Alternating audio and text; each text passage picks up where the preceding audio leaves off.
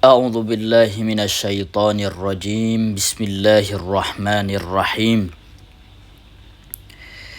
الحمد لله الرحمن علم القرآن خلق الإنسان علمه البيان أشهد أن لا إله إلا الله وحده لا شريك له الملك الديان وأشهد أن سيدنا ونبينا محمدا عبد الله ورسوله سيد الأكوان وصلى الله وسلم عليه وعلى آله وأصحابه وأتباعه ذوي الخلق والإيمان أما بعد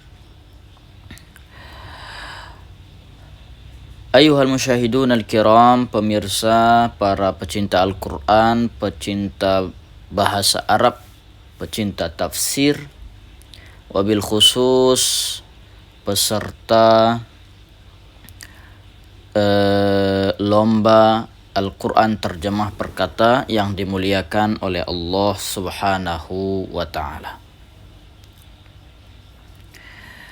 Pada kesempatan video yang singkat ini, insya Allah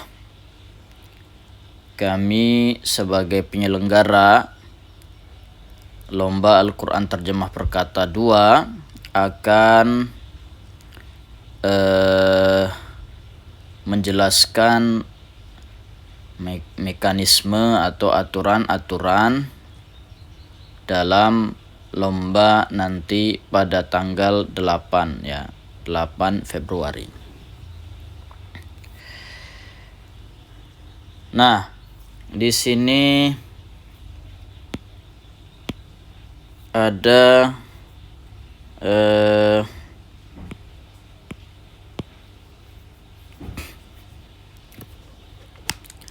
lomba Al-Quran terjemah perkata 2 tahun 2026 Masehi atau 1447 Hijriah. Nah, di sini ada beberapa tata tertib ya. Tata tertib nanti mulai daripada awal hadir. Ada sekitar 9 susunan acara atau tata tertib. 1. Acara dimulai pada pukul 08 waktu Indonesia Barat. Jam 8 sudah kita mulai ya, entah itu menyusun barang-barang atau peserta hadir ya, jam 8. Yang kedua, peserta dan panitia akan diberikan ID card atau penanda ya. Ya, kayaknya tanda peserta, tanda panitia gitu ya. Atau tali lanyard, apa itu namanya, yang gantung itu. Dan juga pengambilan paket soal. Jadi begitu sampai peserta akan mengambil paket soal. Beda sama nomor daftar ya. Ada nomor daftar, ada nomor paket soal yang nantinya juga akan sebagai nomor urutan tampil peserta. Yang ketiga, para peserta dan penonton jalan dari gerbang. Jadi kan sudah sampai nih, lalu kemudian kita arahkan ke gerbang Masjid Agung At-Taqwa menuju masuk ke masjid dengan disorot oleh drone, karena nanti dari situ jalannya. Kemudian nanti pilot daripada drone-nya akan menyoroti, mengambil dokumen dari atas untuk peserta dan penonton yang jalan dari gerbang menuju masjid. Yang keempat, peserta dan penonton menduduki tempat yang telah disediakan. Begitu sampai di masjid, dalam masjid, Khususnya di sini ya, kalau tidak ada perubahan di tempat sholat wanita yang kita pakai tahun lalu. Nah, di bagian situ nanti ada kursi-kursi yang sudah tersusun. Silakan diduduki sesuai dengan yang sudah ditentukan oleh panitia. Yang kelima, acara dimulai dengan pembukaan. Begitu sudah selesai semua di situ, lalu acara pun dimulai, pembukaan oleh MC nantinya. Kemudian ada sambutan dari ketua yayasan atau pembina yayasan. Kemudian nanti ada semacam taujih, arahan, nasihat atau motivasi dari tuan guru kita, siapa nanti yang kira-kira kita undang ya. Kemudian yang keenam, pemanggilan peserta sesuai urutan tampil oleh MC. Lalu setelah selesai itu semuanya, kemudian peserta dipanggil oleh MC. Setelah dipanggil, kemudian lomba dan habis semua, baru setelah selesai pengumuman dan pemberian hadiah untuk pemenang. Ini kita usahakan memang sebelum zuhur sudah diberikan pemenangnya. Setelah zuhur, kemudian sholat zuhur dulu. Setelah sholat zuhur, beramai-ramai ke Mbak Pia ya untuk makan siang.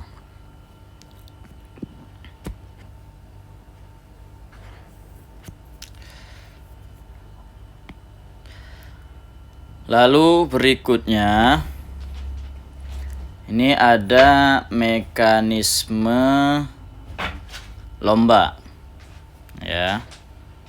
Bagaimana sih mekanisme lombanya? Nah, setiap peserta yang tampil akan melalui 4 tahap atau sesi perlombaan. Setiap peserta yang tampil itu ada 4 tahap atau 4 sesi perlombaan yang akan dilalui. Yang pertama, mencocokkan bagian kiri dan kanan ya. Yang kedua, buka kamus Al-Quran. Yang ketiga, nahu sorob dasar Al-Qurani. Ini khusus juz 1 ya. Yang keempat, terjemah perkata. Nah, kita bahas satu persatu dari 4 tahap tadi. Yang pertama, mencocokkan kiri dan kanan. Nah, ini nanti setelah peserta dipanggil lalu duduk di kursi. Setelah duduk di kursi atau meja yang disediakan untuk peserta lomba, lalu peserta berdiri sejenak untuk mengisi atau mencocokkan kosakata yang ada di sebelah kirinya, berdiri lalu dicocokkan. Nah, tarik garis lalu hubungkan titik kiri ke kanan atau sebaliknya. Ini jumlah soalnya dia 4 ya, ada 4, sebelah kiri 4 atau sebelah kanannya 4. Yang satunya 5, satunya 4 ya. Lalu kemudian dihubungkan. Ini waktunya 3 menit untuk mengisi dan berpikir ya. Mengisi dan berpikir. Waktu 3 menit, kemudian skor per 1 kalau benar itu 2,5. Kan keseluruhannya 4. Jadi kalau skornya sempurna, benar semua, maka poinnya 10. Kemudian yang kedua, Fathul Mu'jam Al-Qur'ani. Nah, ini buka kamus tadi ya, yang kita pakai kamus Indo Al-Qur'an yang biasa kita pelajari di pengajian.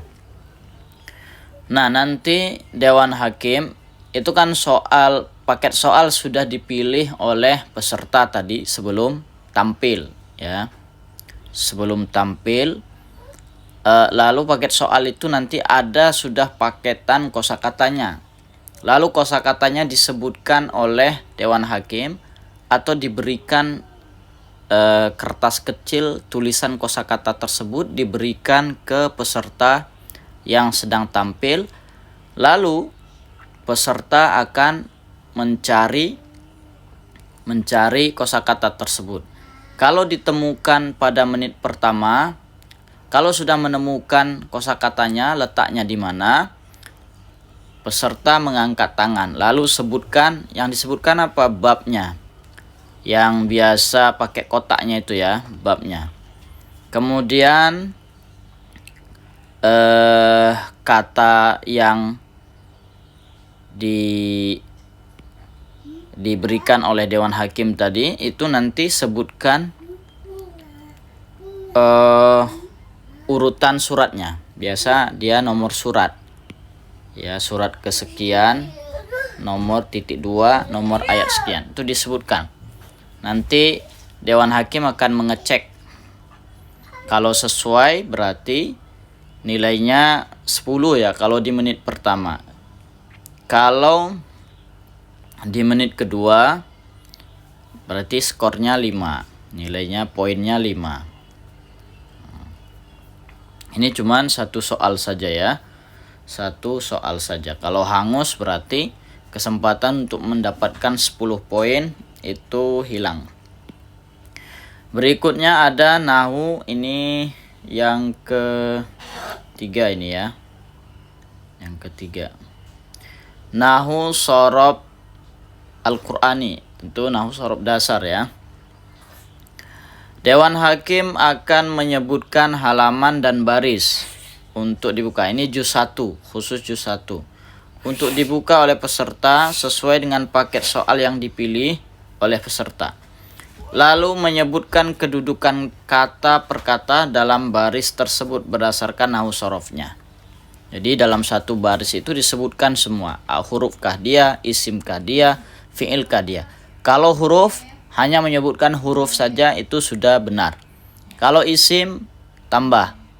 Isim mausulkah dia, isim dhamirkah dia, isim isyaratkah dia, atau tandanya disebutkan. Kalau dia isim zahir berarti ada tandanya, ciri-cirinya ya.